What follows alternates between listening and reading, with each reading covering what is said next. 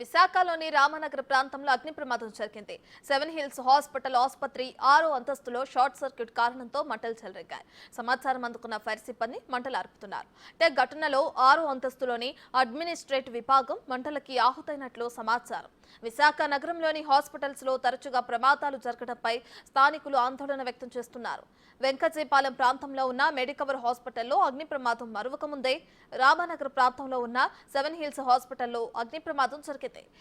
ఏడాది గడవక ముందే విశాఖలో 3 హాస్పిటల్లో అగ్ని ప్రమాదం జరగడం ఆందోళన కలిగిస్తుంది.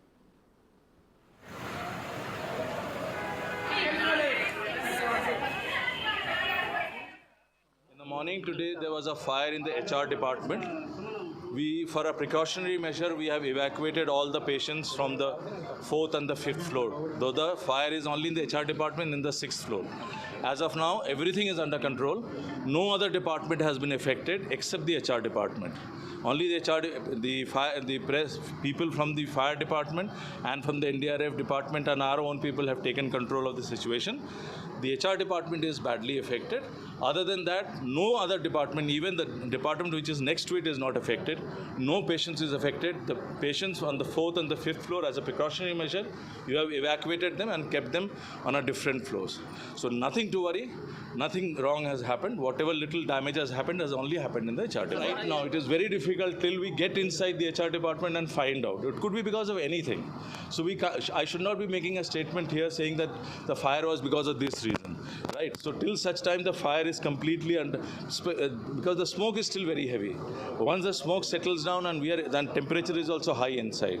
Once we enter inside, we'll take a stock of why it happened and from where it has happened, and then probably we can. దీనికి సంబంధించి మరిన్ని వివరాలు మా ప్రతినిధి నాయుడు అందిస్తారు.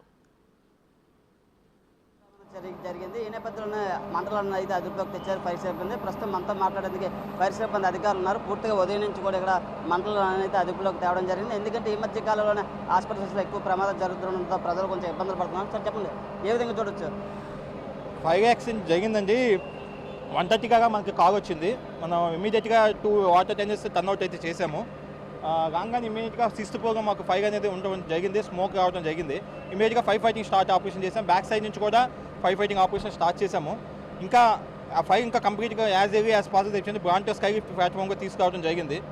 ఆపరేషన్ అయితే ప్రెజెంట్ అయితే స్మోక్ అంతా ఫైర్ అంతా కంట్రోల్ వచ్చింది. Right smoke and right heat తప్ప ఏం లేదు.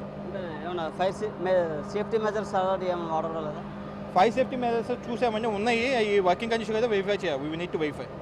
ఏం చూడచ్చు సార్, ముఖ్యంగా హాస్పిటల్స్లో ఇలాంటి ప్రమాదాలు జరుగుతున్నాయి. మన మెడికవర్ ఇప్పుడు ఇది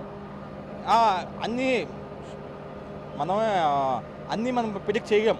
మన చేతి కానీ హ్యూమన్కి అందుబాటులో ఫైర్ అవుతూ ఉంటాయి. ఒకసారి అన్ని మెజర్మెంట్స్ తీసుకున్నా కానీ they which me some times happens.